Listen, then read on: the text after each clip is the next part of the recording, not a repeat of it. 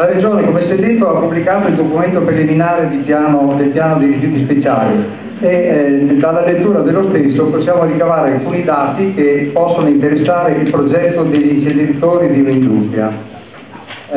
La Comunità Europea pone come obiettivi per gli Stati membri la riduzione dei rifiuti speciali da smaltire del 20% entro il 2010 rispetto alle quantità prodotte nel 2000 e del 50% entro il 2050, mentre per quelli pericolosi gli obiettivi sono riduzione dei volumi di rifiuti prodotti del 20% entro il 2010, sempre rispetto ai valori del 2000, e del 50% entro il 2020.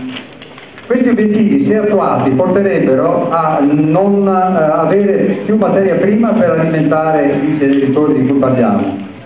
Ma sempre nel documento della Regione, preliminare piano, non rispettando le indicazioni comunitarie, si pone come obiettivo di diminuire o stabilizzare i rifiuti speciali prodotti in Regione al 2005, come si era accennato prima.